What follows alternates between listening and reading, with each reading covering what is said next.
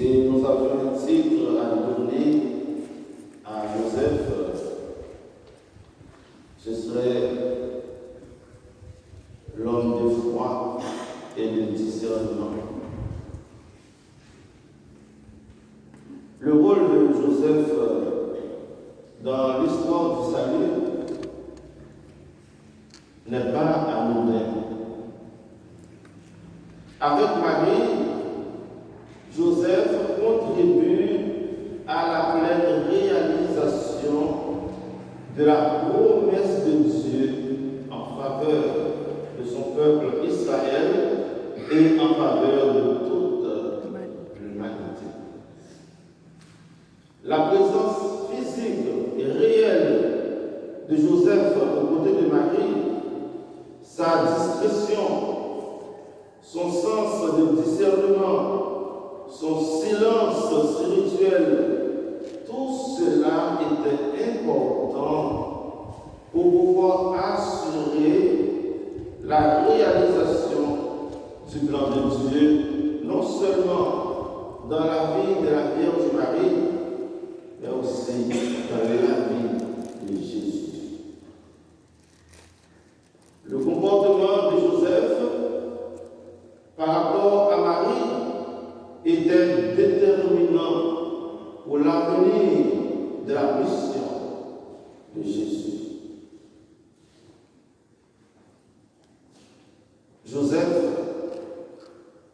avant d'être époux de Marie, avant d'être le père nourricier et adoptif de Jésus, est d'abord un homme de Dieu, un serviteur de Dieu. Quelqu'un qui est prêt à s'embarquer dans le projet de Dieu. Et pour reprendre ce Matthieu, Joseph était un homme juste. Dans la Bible, quand on qualifie quelqu'un de juste, cela veut dire que Joseph était totalement et entièrement tourné vers Dieu. Toute sa vie, même à travers sa profession comme charpentier, était dédié à faire la volonté de Dieu. En un mot, comme Marie, Joseph était un croyant. Malgré sa vie modeste, malgré son humilité, Joseph est une figure emblématique de la lignée davidique. Nous pouvons qualifier Joseph comme un prince. Et c'est de lui que Jésus va pouvoir intégrer cette ligne royale. Seule Marie ne pouvait pas porter et réaliser ce programme divin.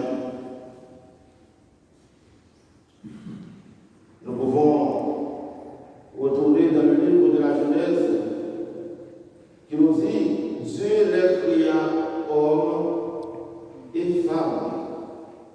Genèse chapitre 1er verset 27. Joseph était cet homme idéal. Il était cet homme préparé et éduqué pour accompagner la Vierge de Nazareth dans cette aventure humaine et divine. Comme je le dis souvent, Dieu sait qui, même avec qui, pour réaliser son projet. Et cela fait partie de la stratégie divine et spirituelle. Depuis la première création, notre Dieu veut toujours passer par la famille pour sauver et restaurer l'humanité et l'homme déchu.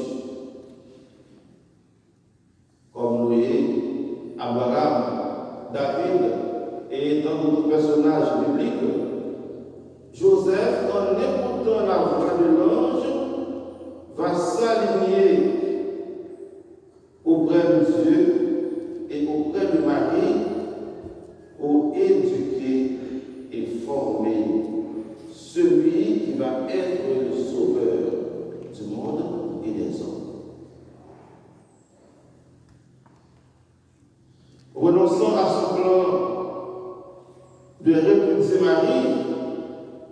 Joseph laisse toute la place à Dieu. Non seulement dans sa vie personnelle, mais aussi dans celle de Marie. Au nom de sa foi et de son obéissance, au nom de son amour pour Dieu et pour Marie, Joseph, en recevant Marie chez lui, a sauvé et assuré l'avenir de l'enfant Dieu. Dans les couples, dans les foyers, même dans nos relations, parfois, il faut savoir renoncer à certains plans pour pouvoir assurer le bonheur de l'autre. Joseph avait raison. Il pouvait partir, mais il a dit non. Pour le bonheur de la Vierge Marie et pour l'enfant qu'elle porte, il doit renoncer à son plan de répudier la Vierge Marie. Est-ce que dans nos relations, nous avons ce sens de discernement pour savoir qu'est-ce que nous pouvons dire, qu'est-ce que nous ne pouvons pas dire? Est-ce que nous avons ce sens de discernement pour savoir qu'est-ce que nous pouvons annoncer comme nouvelle, qu'est-ce que nous devons retenir? Un chrétien, c'est celui qui a le sens de discernement, qui discerne sa parole, qui discerne ses décisions. Joseph, par sa formation spirituelle et dans la lignée de ses ancêtres, croit que Dieu peut redonner vie à nos aventures, Dieu peut redonner vie à nos histoires, à nos échecs, quand nous faisons sa volonté, quand nous écoutons sa parole. Joseph est vraiment Père de Jésus.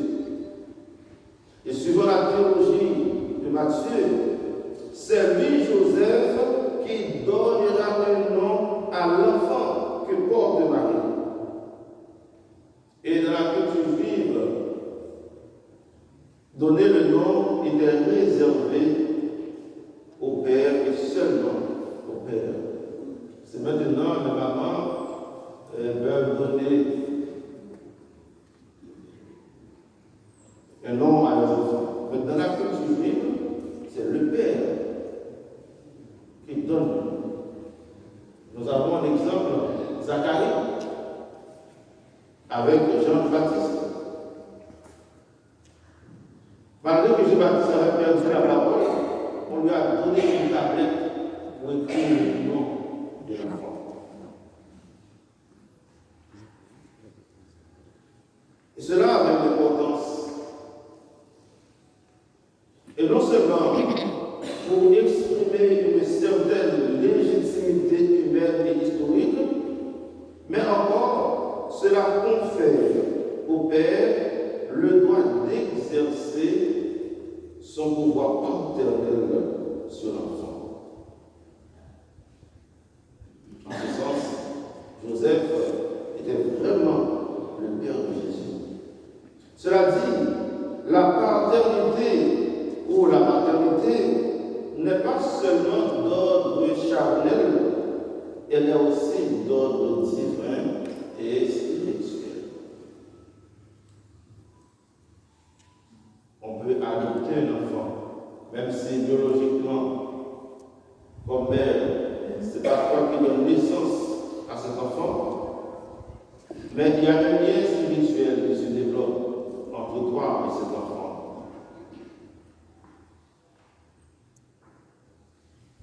Tu as pu permettre à cet enfant de grandir. Tu as nourri cet enfant. Tu es là pour l'aider. Tu es sa mère, tu es son père. Le père n'est pas seulement celui qui sème la semence. Il est aussi celui qui accompagne la mère. Il est aussi celui qui prend le soin pour éduquer l'enfant, qui aide l'enfant à grandir.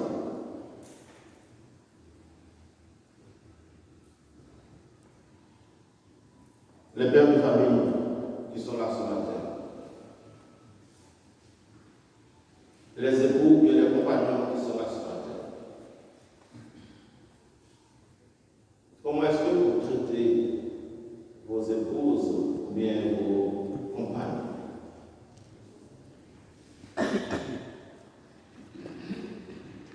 Quand ça ne marche pas, quand il y a une erreur, quelle est votre attitude à l'égard de votre épouse, à l'égard de votre compagne? Est-ce que, comme compagnon, comme époux, vous avez ce sens de discernement? Est-ce que parfois vous faites silence? Je vous dis, le silence nous aide à gérer et à résoudre beaucoup de problèmes. Parfois, on parle trop vite et les paroles ne sont pas en conformité avec la réalité. Beaucoup de couples sont divisés, beaucoup de familles sont dispersées, c'est à cause de mauvaises paroles. On ne prend pas le temps pour chercher des informations, pour écouter, pour comprendre, pour prier, pour méditer.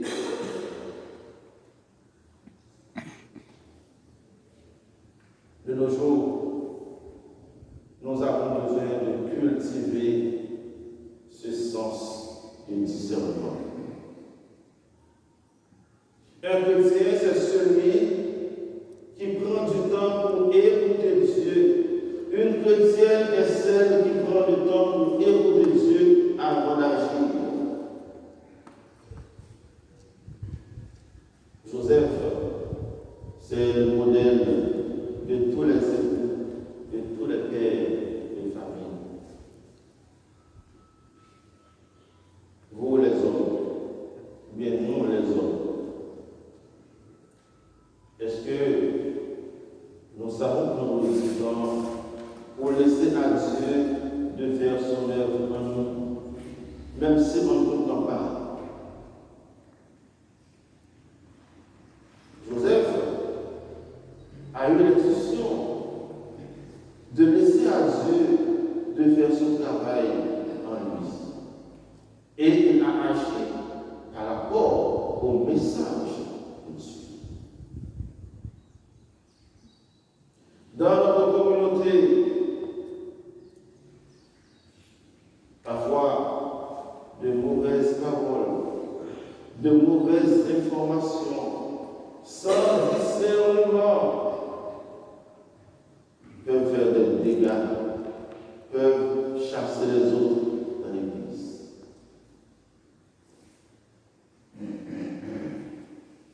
Nous ne prenons pas le temps pour discerner, pour comprendre. Joseph a eu le temps, il a pris du temps pour comprendre ce qui se passe en Marie. Et il a laissé à Dieu de faire son travail en lui.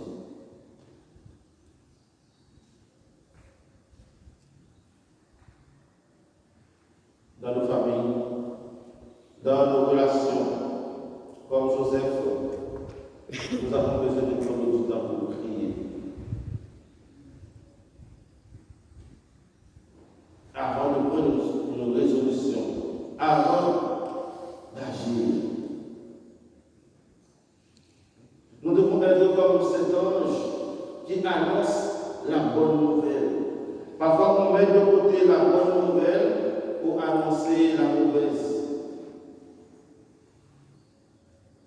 On vient à la messe. Après la messe, au lieu de partager la parole de Dieu,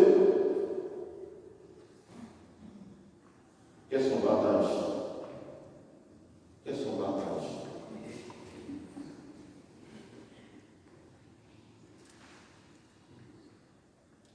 L'ange qui était auprès de Dieu a partagé à Joseph le plan de Dieu.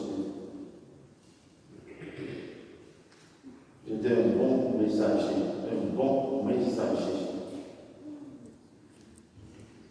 Comme Joseph, nous sommes tous appelés à cultiver ce sens de discernement, de prendre du temps avant d'agir, de prendre du temps avant même de prononcer une parole.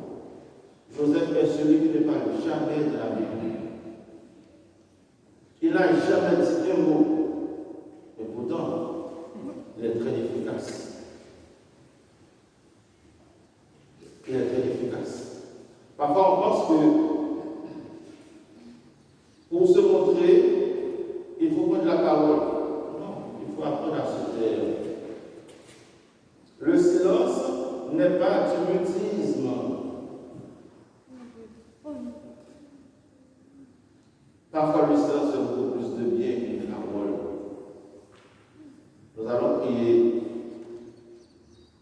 pour tous les hommes du monde entier. Pour les hommes qui n'ont pas ce sens de discernement. Pour les hommes qui blessent leurs femmes avec de mauvaises paroles.